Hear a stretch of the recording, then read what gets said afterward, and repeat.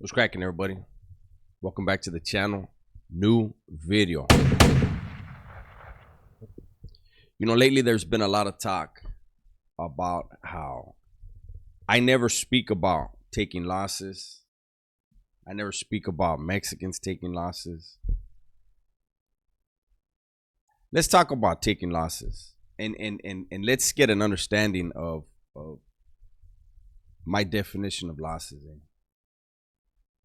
and I guess wins. Right? We'll throw that in the mix somehow. We'll fit it in. So we're gonna concentrate the majority of this video on me and my losses. I took a loss when at a young age I decided that being a gang member was going to make me feel safer, provide me a family environment, provide me love. And I continued taking losses when I kept doing the things to get deeper into that lifestyle. I took a loss when I decided that someone that started a whole bunch of shit and then turned around and ran. I took the loss when I decided you don't get to go home tonight. You made me bring this gun out. I'm going to kill you for it. I took a big loss there. I took a loss when I chose the barrio over my own child. I've talked about how after I got busted for my murder, my ex, my daughter's mom asked me, when you were chasing him down, did you even think of me and our child? I said, nope. Nah, I didn't even hesitate. And I took a loss because she was 8 weeks pregnant when I got arrested. When I got out, my daughter was 24 years old. That was a big loss. I took a loss when I planted seeds in my mom's head when I was a kid, and she had a victim press charges against me because she wanted me to learn a lesson, and I told her, you just ruined my fucking life. I didn't take accountability for my own actions. I didn't take accountability for all the crimes that I was committing, but I had planted that seed in my mom's head. I told her, you ruined my fucking life. I'll never get out of the system, and I didn't. And it never left my mom's head. She blamed herself and wound up committing suicide. I took a big loss there.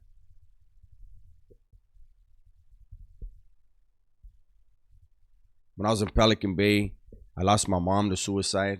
When I was in Pelican Bay, I lost my grandmother. She died. Took a big loss there. Didn't get to see my grandma. My grandma always wanted to have a portrait, a picture of all her kids, grandkids, great grandkids. And they would tell my grandma, let's do the picture. Everybody's here.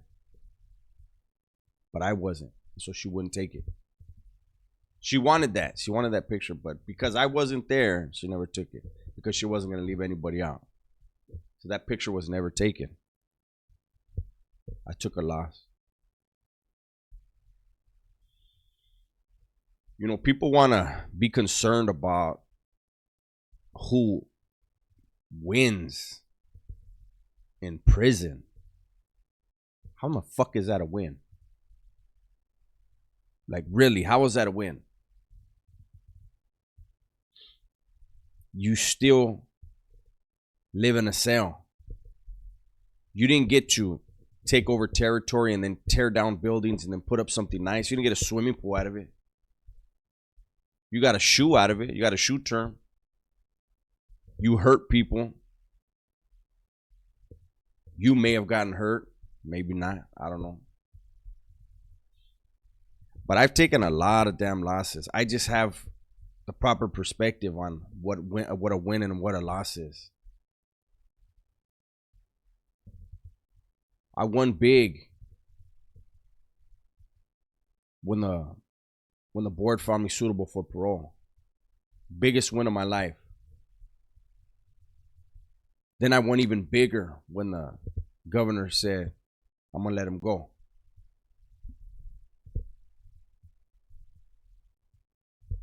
I've been winning since that time. Have there been bumps in the road? Absolutely. But I'm still winning. I'm blessed. There ain't no winning when you're running the streets, when you're criming it, when you're doing time. There ain't no winning. There's no success story in that world. I don't care who you are and what you say. There is no success story. If you stay in that world, you got two options, eh?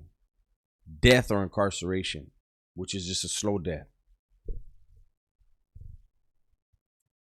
You know, people, whoever wants to be concerned about who won a war in prison, you're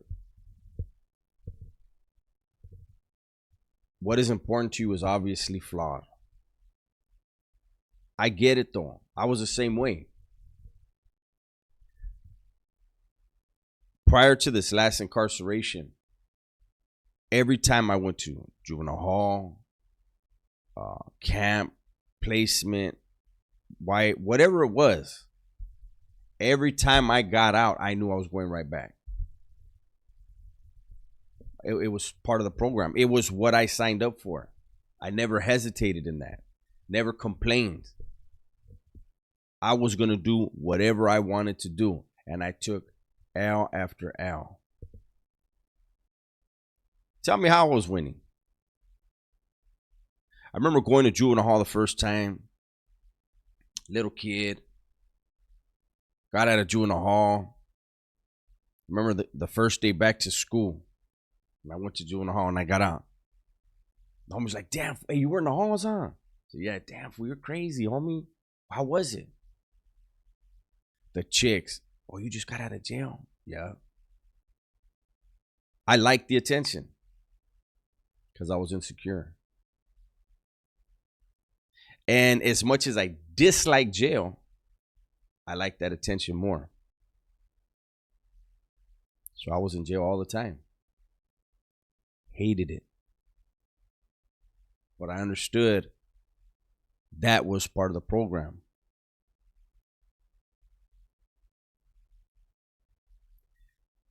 I would say from the age of 13 to 43. Let me say that again so you guys get the numbers. I would say from the age of 13 to 43, I probably had 18 months on the streets. 18 months, man. In 30 years. What a fucking winner, right? What a fucking... I took a gang of wins, right? I was a fucking loser. L after L, that's what I took. L after L. It didn't matter if I, what work I put in, what position, if I had authority. Look at us. And I don't want to disrespect anyone.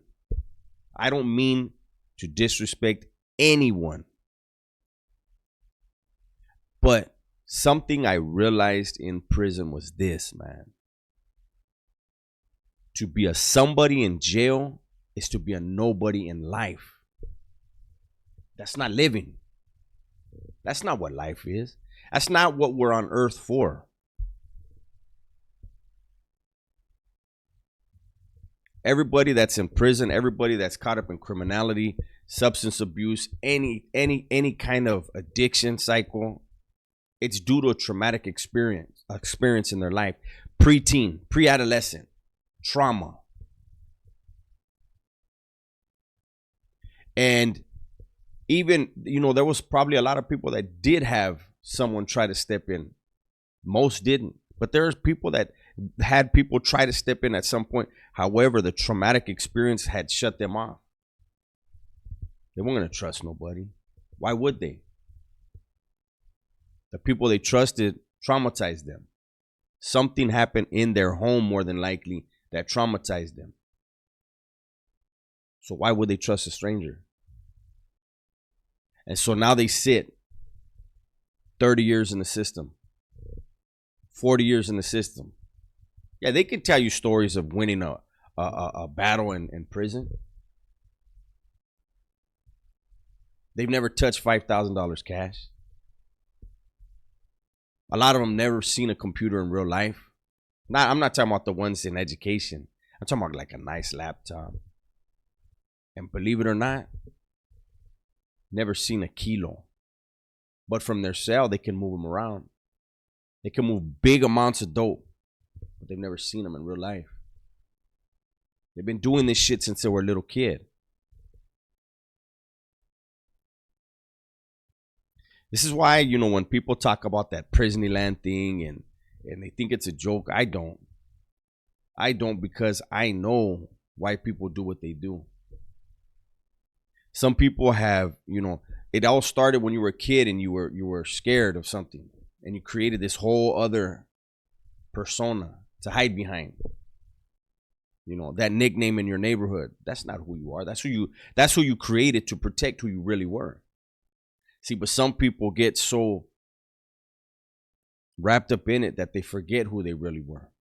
That's why if you go to my podcast on Spotify, I talked about why I don't go by my nickname no more. Go check it out. I'll tell you right here, though. You don't have to check it out. I'll tell you right here. Because I left that motherfucker in prison where he belongs. I stopped using that name in prison because I had a mentor tell me, why do you still use your nickname, homeboy? If you really want to change your life, why are you using that nickname still? And I remember telling him, I ain't going to let nobody call me by my first name, homie. Only the people that love me call me by my first name. People I don't trust, I use this nickname with. I don't trust none of these vatos, and he said, you don't get it. You don't get it. Just that right there tells me you have a ways to go. That you would hold on to a nickname that is surrounded by nothing but negativity, and you still hold on to it. I figured it out. Took me a while, but I figured it out. I left that name in prison where it belongs.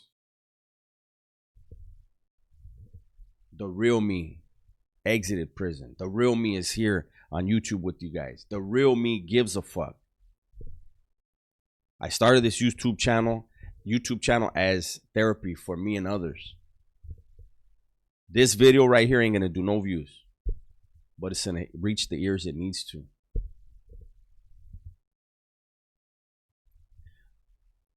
I've had homeboys since I got out that want to talk to me, and they talk to me about prison.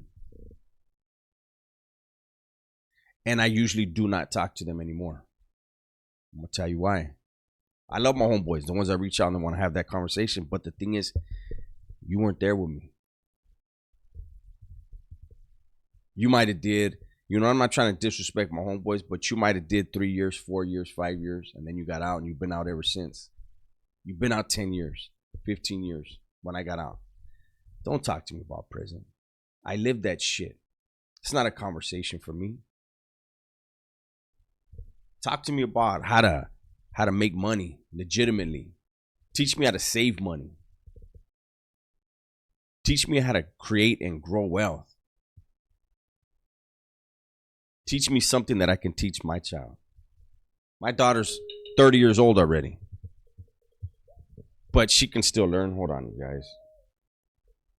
Let me turn this off.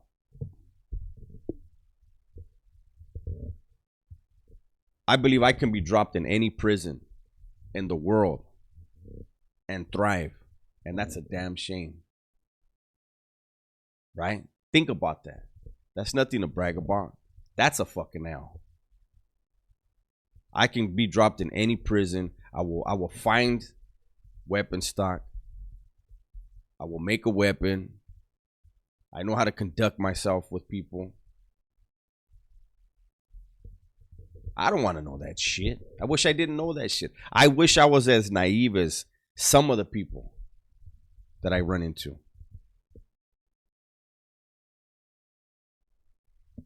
Like the last shop I was in, I had one of my bosses was a straight up racist, hated Mexicans. And this dude used to talk tough, and I used to just laugh. Like, I've really been around tough guys. I wish I hadn't. I wish I was naive enough to think that dude really was tough. I wish I had it in me to be afraid of somebody that acts tough like that. Unfortunately, my life experience, I know better. I've been around the real boogeyman. I've been around dudes who enjoy killing.